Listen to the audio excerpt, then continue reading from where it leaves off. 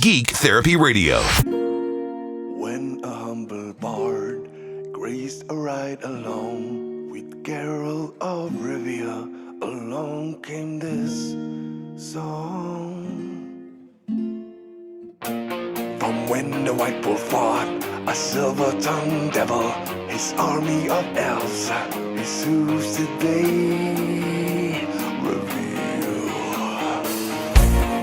They came after me with masterful deceit, broke down my lute and they kicked in my teeth, while the devil's horns minced our tender meat, and so cried the Witcher, he can't be blamed.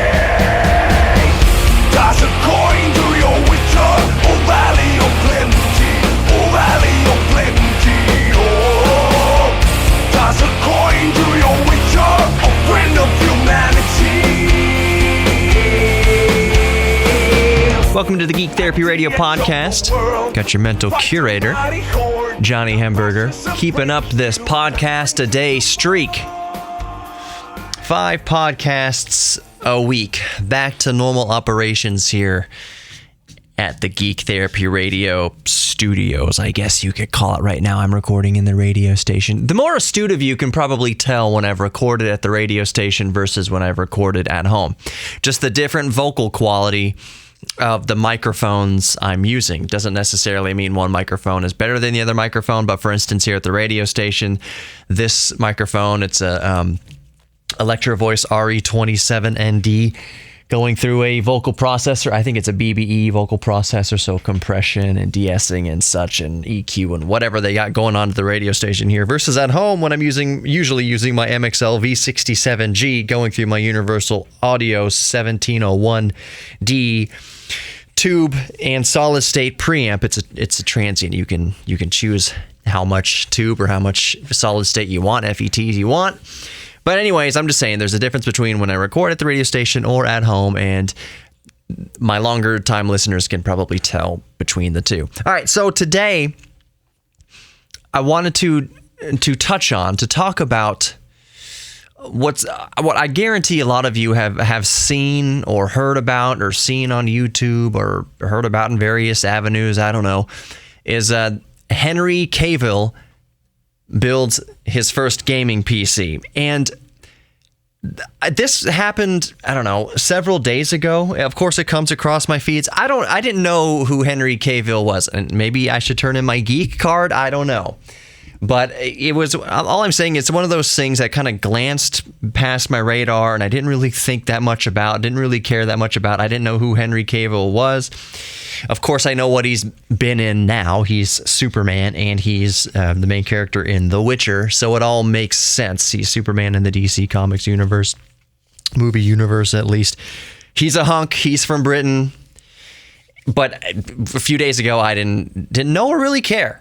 But over the past few days, especially on YouTube, all the major channels that I follow, a lot of the channels that I follow have done reaction videos to Henry Cavill building his first gaming PC, and it's this reaction video thing has come back. Remember there was a bunch of hubbub on YouTube about reaction videos and copyright claims from different channels saying, hey, they're copying our concept, and other people saying it's YouTube, you didn't patent this style of video. So anyways, it's back on my radar now because a lot of the big YouTube channels have started to do reaction videos to Henry Cavill building his first gaming PC. So it kind of makes sense because The Witcher is one of the most famous video games of all time, and now it's a TV show, and he plays the main character in that TV show, so Henry Cavill might as well build a gaming PC so they can actually play The Witcher. Now, you can play The Witcher on other systems. It doesn't necessarily require a gaming PC, but still, it's cool to see a celebrity. That's the main thing. It's cool to see a celebrity building a gaming PC, crossing over into our kind of tech sphere, PC gamer enthusiast sphere.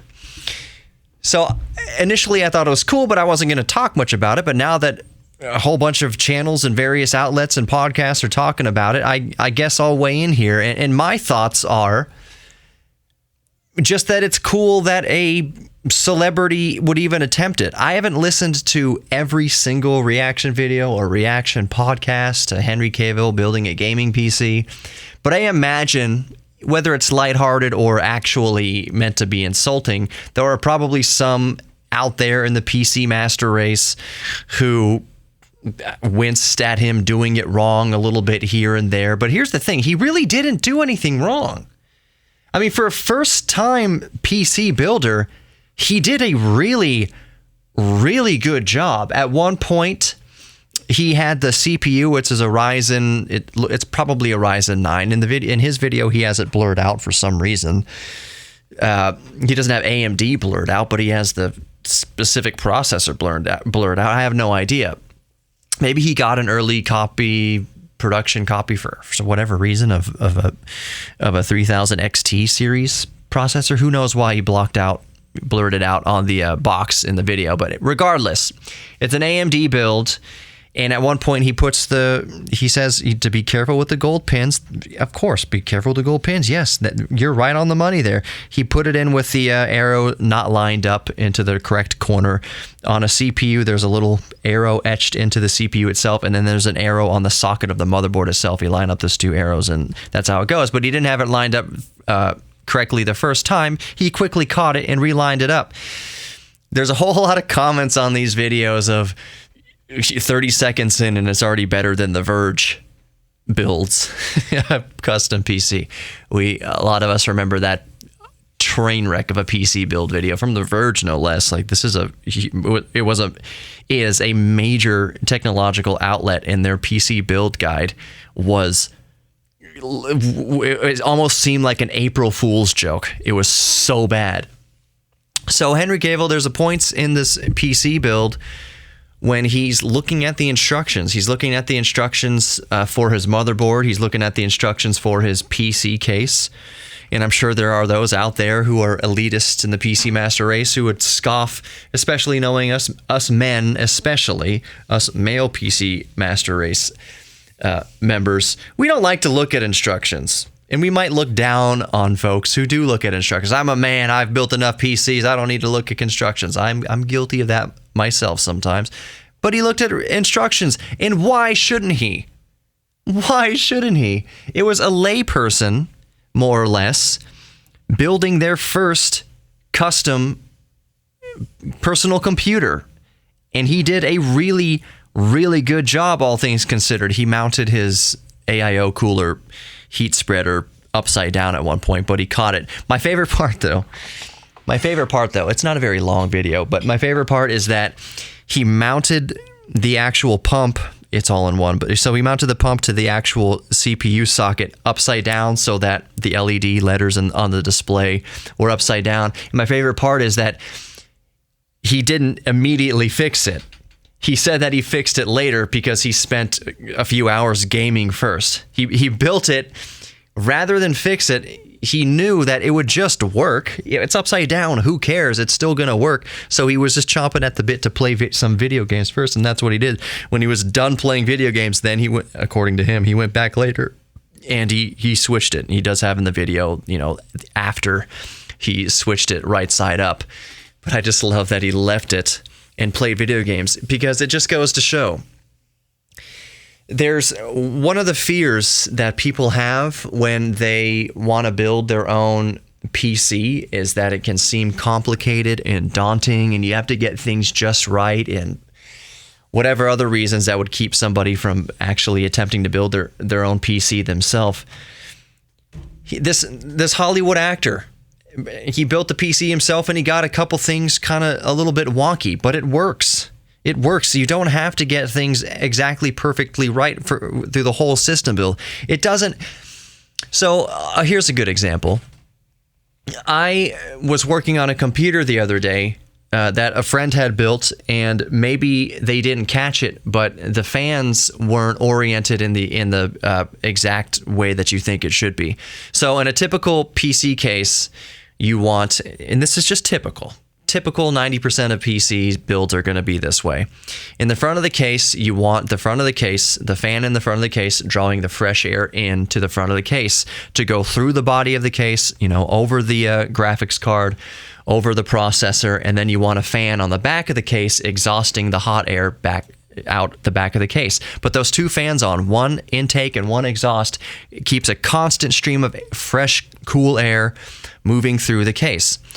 So my friend had built a PC, but he had both fans as intakes, which means that there's not a whole ton of movement inside the case, really. It's not ideal. Now, me saying that, listen, this is what I'm getting at here. Me saying that it wasn't an ideal setup for fan orientation in the case, it really, really, really doesn't matter that much. As far as getting up and going, it wouldn't have mattered that much if I had just left two intakes, both fans operating in as an intake on the front and back of the case. It wouldn't have mattered that much. It would have, the air streams would have collided in the middle and then gone out the top of the case or whatever. It wouldn't be a perfect airflow situation. But in the end of the day, it really wouldn't matter that much, at least to get up and going, because everything inside of it is just running stock. It's in a decently cooled room. Sure, your temperatures might go up a couple of degrees Celsius, maybe, arguably. It wasn't a perfect setup, but it doesn't really, it's not a make or break. Not really. At that point, it's kind of, in the back of my mind, it's just going to be like, I know the case fans aren't in an optimal position, in an optimal orientation, but the system still boots. I could still game just fine. I could still use the computer just fine, even if at worst the processor's running at a couple degrees Celsius higher than it would be in a quote proper orientation of case fans. Now, there have been studies done to death about the best orientation for case fans, and some people might make the argument that having a pull setup in a PC case, having the fans pulling in from both sides, or maybe some sort of custom arrangement of the fans, so you have maybe one in the back pulling in, one in the back pushing out, and then vice versa on the front of the case, that you can have fans in all sorts of different orientations. But at the end of the day, depending on the orientations, it doesn't make a huge ton of effort. Not something that, all I'm getting at, it's not something that would diminish your experience playing The Witcher on PC. So it just goes to show you, I guess, moreover, what I'm saying is that, let's say you put the fans in the wrong direction, or in conventional, configuration, or you put the AIO cooler's water pump on the CPU upside down, so the letters are upside down.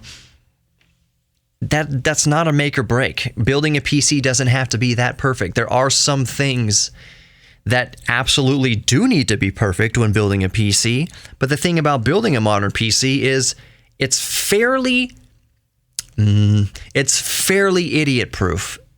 The RAM sticks will only go in one way. And even if you put the RAM sticks in the wrong slots, when you boot the motherboard will tell you, hey, you can still boot, but your RAM sticks aren't in an optimal position. So that's fairly idiot-proof right there. The CPU, you line up the two triangles, the two arrows, and it's idiot-proof. Everything guides you along as you look at the case and as you install components. All the connectors and I/O and such like that. So the USB 3.0 I/O, the USB 2.0 I/O, all of that only goes in one way. The HD audio adapter, if some cases still have those, I guess, that only goes in one way. The pinouts are such that the blank pin, it won't let you put it in upside down. It's very simple, and it's very non-daunting to build a PC case nowadays. It's more like putting together a Lego set these days, and it's a wonderful thing. So the fact that a big, hunky Hollywood actor put together a gaming PC and kept checking his notes to make sure he was doing it right is just very refreshing. And I hope at the end of the day that Henry Cavill building his own gaming PC will inspire people who were previously scared to do it themselves. Yes, there are a bunch of YouTube channels, Linus Tech Tips and Bitwit and and Austin Evans and all sorts of YouTube channels about building gaming PCs. But maybe to a layperson, that all kind of seems daunting, because it seems like there's this whole ecosystem, this whole universe that surrounds those of us who are in the tech community. And it can be daunting when we're building a gaming PC and we're talking about NVMe slots and M.2 and SATA 2 and SATA 3 and hard disk drives and solid state drives and GPUs and APUs and CPUs and fan profiles and PWM and AIOs and liquid cooling, air cooling. It can be a lot. It can be a lot, so that people who haven't built one before might see things like that, see videos like that, and be daunted just because the community is so passionate about it. It's kind of like if somebody was just thinking about getting into flying RC aircraft and then they went to a drone race. It's pretty intense, and it might be a little bit off-putting. Maybe you don't want to fly a drone. If your first experience with drones is going to a drone race, it might be pretty intimidating. There's a whole world surrounding drone racing. Versus if you just saw your favorite celebrity trying to fly a drone for the first time and seeing, oh, this isn't so bad. It's not so difficult. It's actually kind of fun, and it's okay to make mistakes, and it's okay to look at the directions. It's okay to start in beginner mode. So I hope that's what happened with Henry Cavill building his first gaming PC. I hope that people previously scared to build a gaming PC might see one of their favorite action actors or whatever building a gaming PC and say, well, if an actor can do it, he's not one of these tech guys or tech girls on YouTube. If he can do it, then I can do it. So hopefully that's what I hope comes out of Henry Cavill documenting himself building his first gaming PC. His parts list is pretty decent, and it's pretty well suited. I will say that one of the most important things about one of the hardest things to get right, I would say, especially if you're building your first gaming PC, is knowing what parts complement each other. So, for instance, you wouldn't buy an Intel Pentium processor, an Intel Celeron processor, and then put in an RTX 2080 Ti or a Titan. You wouldn't put a $1,500 graphics card in with a $60 CPU. You just wouldn't do that. And I've covered this on my YouTube channel even. You wouldn't put a 16 core Ryzen 3900X like I did and then only put in 4 gigabytes of RAM. That's a bad pairing. So for what Henry Cavill did, looking at his build guide, and I don't have it right in front of me, but he definitely has an RTX 2080 Ti. The processor is definitely a Ryzen processor. One would only assume that it's a 7 or a 9. It's probably a 9. It's probably 3900X, if not a 3950X. He has a handful of Samsung Evo NVMe drives. And he has it looks like a 280 mil, 280 rad, a 240 rad. Is it 2 or 4 fans on it? Doesn't matter.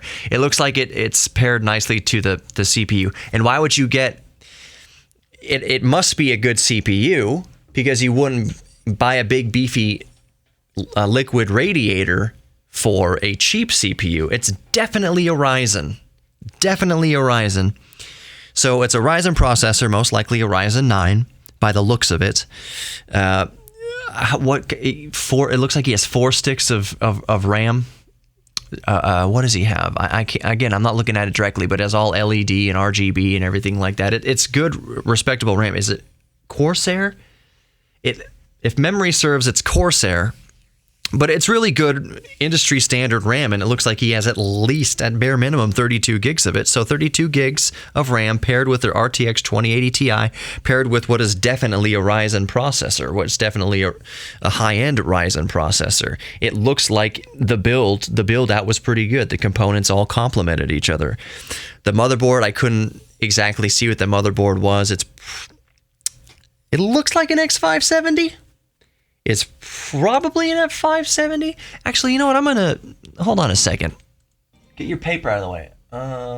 Is that a? Okay, it looks like a chipset cooler. It definitely looks like a chipset cooler on there. So yeah, an X570, it's a high-end enthusiast motherboard. His component list is good. It's really good. Let me go back to see what's sitting on his table, if there's any more evidence that I can find. It's an Asus motherboard for sure. Skipping along here, you're bearing with me. This is Geek Therapy Radio reacts to Henry Cavill, reacts to reaction videos of reacting to Henry Cavill builds a gaming PC. He's got good lighting. He pulls a lamp, like an LED lamp out, and he's doing his cable management fairly decently. Let's see, he's putting in the 2080 Ti. Good job, good job. Now I'm just reacting to it. Okay, it's 2 sticks. 2 sticks of memory, definitely RGB. But I can't see the exact model of it. Let's see. Oh, is there any? Look at this screen. Yeah, can't tell. Can't tell exactly what memory he's using. Ryzen, I can't read it. Dagnabbit, that sucks that I can't read it. Why is he being so protective? But it looks like a good loadout. All right, so that's all I wanted to say about that. Hopefully it inspires other people to build their own gaming PCs and just see how rewarding it is to put something together yourself, and that sense of achievement and fulfillment when you put together something yourself and it works.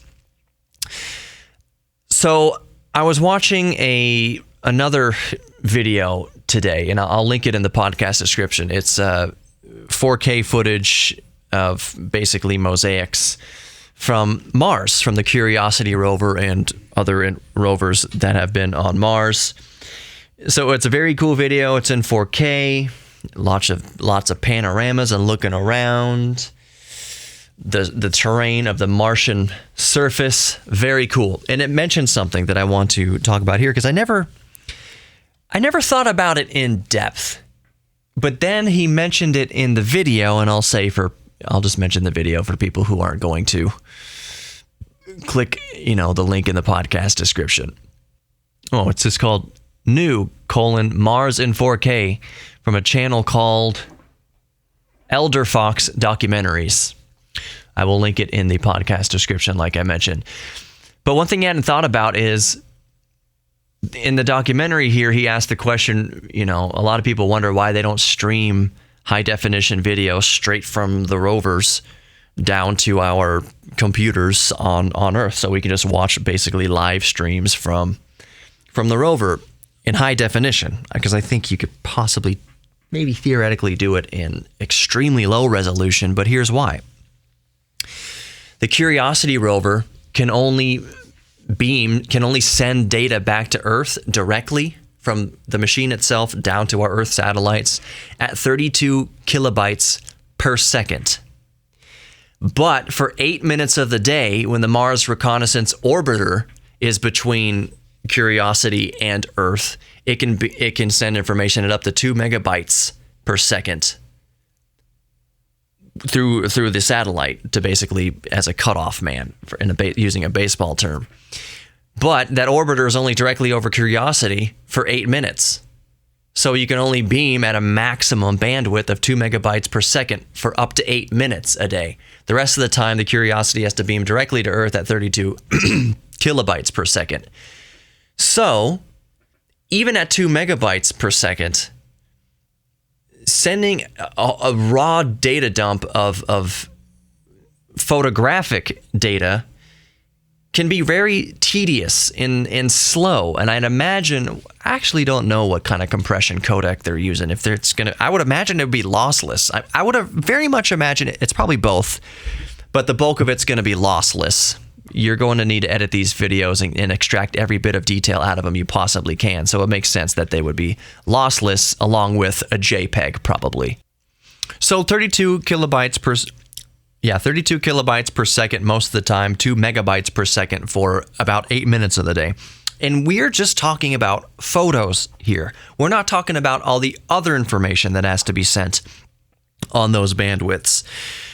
So we are quite a long ways from getting a, high definition, even 1080p, let alone a 4K, even 24 frames per second real-time video streaming from the surface of Mars. It's just the logistics involved and it's just not practically possible, even with the technology that we have right now.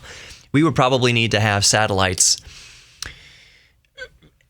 more satellite. We need more relays, basically, more servers between us and Mars to take these giant, even bigger, much more bandwidth of information and relay it to each other. And it's just not cost effective. It's not reasonable. It's just a technological barrier. One day we'll get around it. One day we'll probably beam over laser beam. I have no idea. A much higher bandwidth from planets farther away than Mars, possibly. I don't know. We'll get there one day, maybe. But video streaming from Mars is it's a long ways away. But we'll see. It's fun to think about. I had never put into actual terms the actual bandwidth of information that we could send to and from Mars. 32 kilobytes a second or 2 megabytes per second for 8 minutes of the day. I never had real terms put around it. I do remember hearing that Voyager 1 and Voyager 2, which have long since, for the past few years, left our solar system. They are in interstellar space right now, or at least on the threshold of interstellar space. They are further out than Pluto. They are way, way out there. The most fascinating things, and I'm sure maybe a lot of you have heard this, is that the data being beamed back to Earth was less than like a 2-watt light bulb. It was a very, very low power transmission. And actually, I'm going to look it up right now. So the transmission from Voyager 1 takes 19 hours to get back to Earth. And it still sends signals every single day and will do so theoretically until about the year 2025. That is, if it doesn't get burned up by interstellar radiation or whatever's out there first. So 19 hours for Voyager 1 to send a transmission to Earth. Voyager 2 takes about 16 hours because Voyager 2 is a bit farther behind Voyager 1.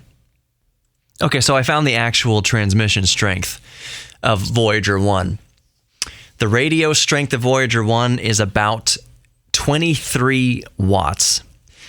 But here's something to consider. So the signal is directed towards Earth, but you got to think Earth is orbiting the sun. It's moving. It's a moving target. So things have to be just right and aimed just right and at the just right moment of time for their satellites to pick up that stream of water. Picture your faucet running. Picture your sink faucet running, and the Earth is your finger, and you're just moving your finger through that stream of water.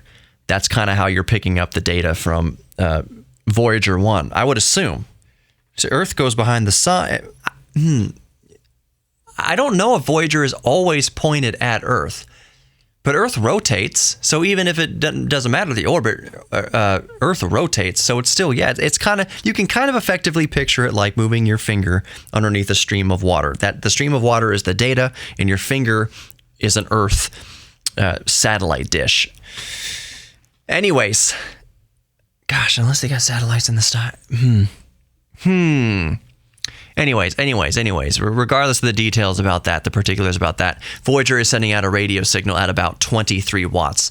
But since Voyager 1 is 15 billion kilometers, give or take, away from Earth right now, by the time the signal reaches us, this is what's really crazy, that we can even pick this up and retrieve usable data from it. The power is less than an attawatt, otherwise known as a billionth of a watt. So think about a 100-watt light bulb. 100-watt incandescent light bulb. Anyone still using incandescent lights? An attawatt, A-T-T-O-W-A-T-T, is a billionth of a watt. 1 billionth of 1 billionth of a watt. And we can still detect it with our earthbound satellites and satellite dishes and recover data from it, usable data. That's amazing. Oh my gosh. I'm trying not to get too sidetracked here, reading all these facts about Voyager. It's truly amazing. I will wrap up with this. I had a thought today. Johnny had a thought. And I've got a podcast so I can share that thought with you.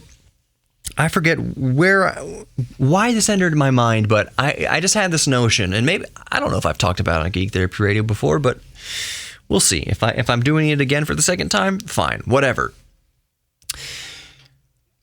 It's unfortunate how society can beat the curiosity out of us. Who was it, Carl Sagan or Neil deGrasse Tyson or Bill Nye? A scientist, I believe, mentioned this notion that, I think it was Neil deGrasse Tyson, that if you see a first grader in a first grade classroom, they're filled with wonder.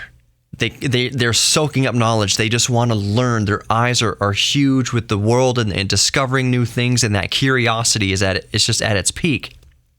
But then as you go through school and go through life, society kind of trains that curiosity out of you. So by the time you get to 12th grade, you ask a 17-year-old or an 18-year-old what they're into, if they're still curious, what they want to learn, they're done with it. They don't go to school with a fascination that they did when they were in first grade. They don't learn with that same sort of curiosity. They're just getting through. And I would wager that most kids graduate high school now, and I can only speak for the United States specifically, that most kids graduate high school and go to college probably because they feel that they have to give themselves the best odds at getting a high-paying job. That is to say, most kids graduating high school, unfortunately, aren't going to college out of any sort of desire for knowledge. They're going to it because they think it's going to give them better odds. They take on student loan debt because they think it's going to give them better odds in life. And yes, by and large, you do have more earning potential. That's a critical word there, potential, if you do go to college. I'm not saying don't go to college at all. I'm just saying the motivational factors for going to college for most students, I guarantee you, is just that they think that they have to give themselves a leg up in life, or hopefully a potential leg up in life. That very rarely, I'm not saying it doesn't happen, but increasingly rarely will you find an 18-year-old about to go off to college who's just thirsty for knowledge, who just still has the curiosity. And by the time they're 18-year-old, they go, I want to be a marine biologist. I can't wait to go to college to be a marine biologist. I can't wait to go to UCLA and be a marine biologist. You won't find that too often. You do find that, and I think those are highly successful people that retain that curiosity, and they get bit by this geek bug in whatever field that they got bitten by, and they pursue that. They pursue that STEM field. They pursue that mechanical skill, that engineering field, that mathematics field, the biology field, the medicine field, whatever, because they have a genuine desire. And by the time they graduate, let's say a doctor graduates, let's say a doctor flies through graduate school and they get their doctorate's degree in 7 years or 8 years or whatever the minimum is to be a doctor.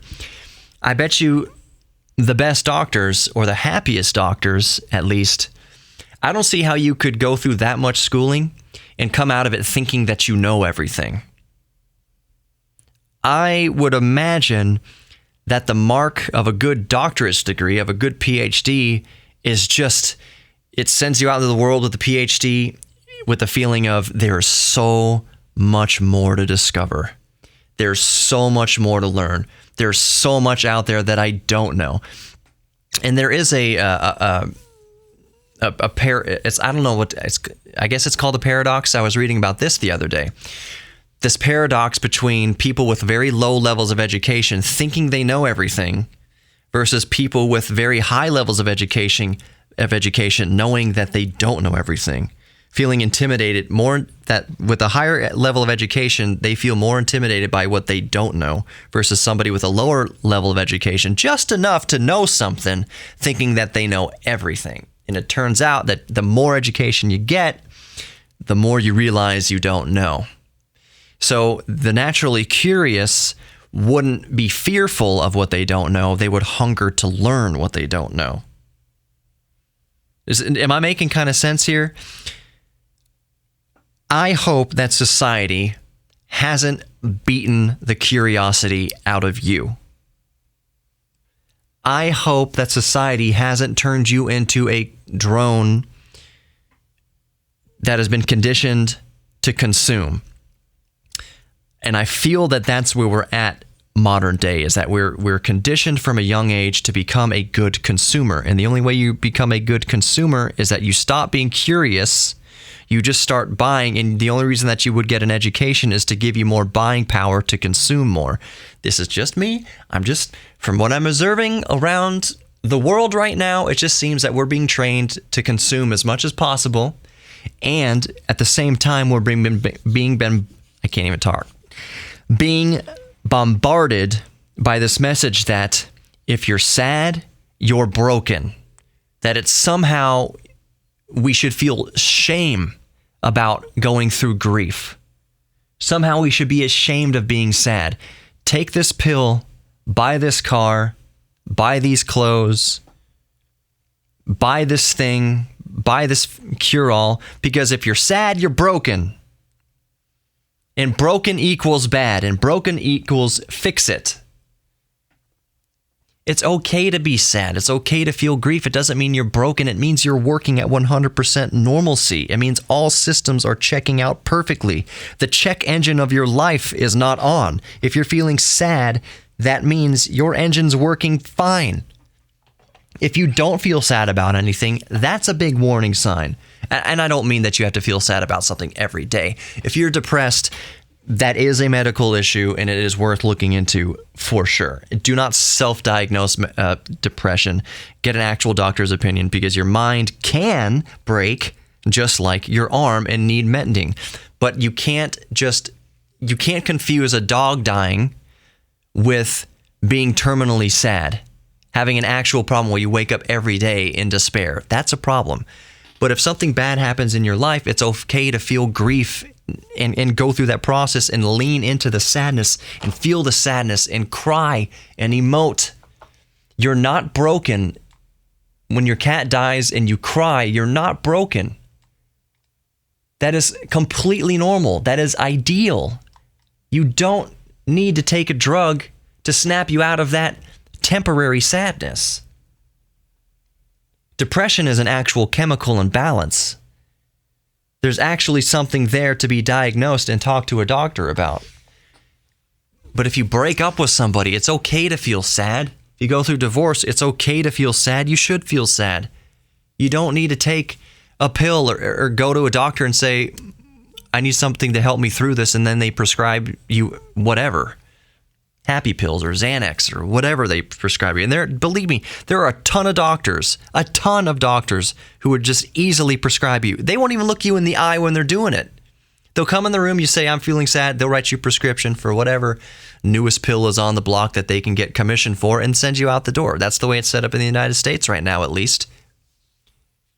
And that is not a bleak picture I'm painting. That is not some sort of conspiracy. That's just the truth. There are good doctors who won't do that. There are good doctors who will come down and sit down and look you in the eye and talk about your problems.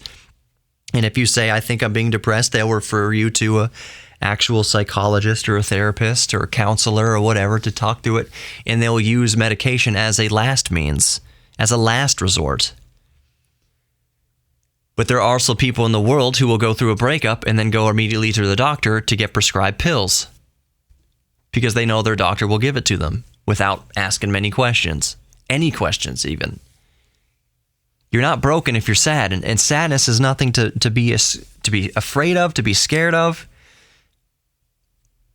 But I think we're conditioned in this culture to believe it is something to fear. It is something that is something to be ashamed of. I have this idea that one of the most powerful expressions of strength is a grown man crying. How comfortable with yourself do you have to be to cry? Really comfortable. If you can't cry, that's an issue. That's worth some exploration, some self-exploration, and asking questions. Why don't I cry? My dad died, my mom died, my dog died, cat died. Why don't I feel anything? That's its own issue. But momentary sadness, going through a divorce, for instance, you can feel it. You're not broken. It's okay.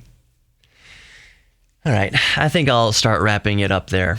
I was going to talk about Ryzen CPUs. Maybe I'll talk about 4000 series CPUs in a moment. There's some. I'll talk about it real quick right here on the way out.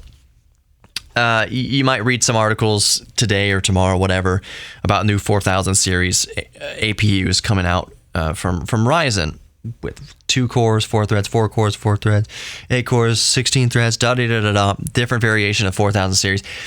This first initial release it's not for the end user. You can't go to Micro Center or on Amazon and just snatch up a 4000 series CPU right now. They are for OEM manufacturers, so Dell and HP and Alienware and whatever, Asus. It's for them to put in their OEM systems. You can't just buy a single piece of CPU. I mean, you can't just buy the current 4000 CPUs you're going to read about right now by itself. They also are PCI Express 3.0. They're not 4.0. So the 4000 series CPUs that we are waiting for as PC enthusiasts don't come out until later this year. I think it's Q3 2020.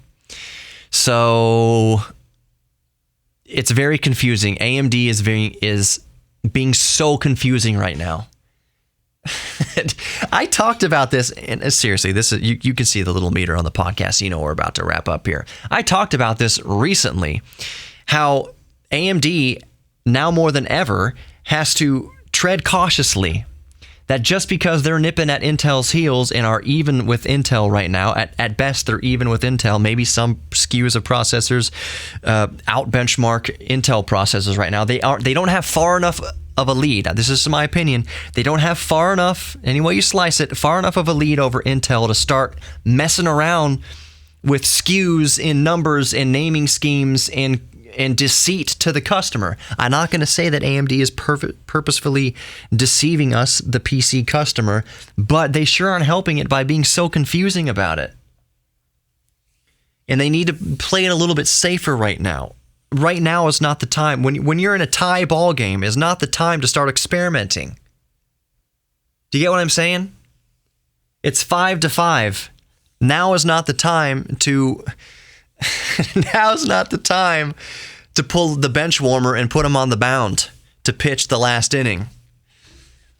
We're not even in the last inning yet. You need to play it safe right now. You need to just play it straight with the consumer right now. AMD. I know it's tough to be a computer company. I would imagine I haven't owned a computer company or worked for a computer company, but I would imagine it's very tough to be a computer company. I'm not going to place 100% blame on every single person at AMD, but it's getting a little confusing. The waters at AMD and their different SKUs and different processors is getting a little murky, and we don't like that because when Intel does it, it means that there's some stagnation as far as advancements are concerned, and they start relabeling and rebadging and re-tinkering with old stuff and selling it as new.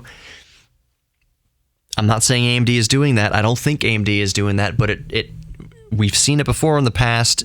It's the first sign of a struggling company, a company that's kind of at the end of their roadmap and struggling to stay viable, is this confusion. So while I don't think AMD is purposefully doing that, I think they need to rein it in on the confusion a little bit. Be a little bit more honest with the customer. Maybe they're not purposely being deceitful, but they just need to get out ahead of a lot of this stuff. Anyways, thank you for listening to the Geek Therapy Radio podcast. You are worthy of love. If you're sad, you're not broken. And if you're depressed, please talk to your doctor and get treatment for it. Talk about treatment for it. Treatment could just be talking about it with a therapist, anything. Don't be prideful with your emotions is all I'm saying. Don't be prideful with your depression. Don't be prideful with your sadness. It's okay to feel. And if you're hurt for a prolonged period of time when you know you shouldn't be hurting, address it in a logical manner at that point. You are not a broken person for feeling sad. You are not. You are worthy of love. You are worthy of giving love and receiving love. And you are also worthy of your own self-confidence. So please embrace your inner geek. Find a hobby, a new hobby, an old hobby. Maybe the hobby is working on yourself for now. Who knows? Just don't be afraid to be you. Don't be afraid to ask for help. I love you. There are people out there who love you, and we will try our best to help you love you. Thank you so much for listening to Geek Therapy Radio. I'll talk to you tomorrow. At the edge of the world, fight a mighty horde that bashes and breaks you and brings you to more. He dressed every elf far back on the shelf, high up on a mountain from whence he came. He wiped up your past, got kicked in his chest. He's a friend of humanity, so give him the rest. That's my epic tale. Our champion prevailed, defeated the villain, now pour in some ale. Toss a coin to your witcher, oh valley of plenty, oh valley of plenty, oh. Toss a coin to your witcher, a friend of humanity. Toss a coin to your witcher, oh valley of plenty, oh valley of plenty, oh. Toss a coin to your witcher, a friend of humanity.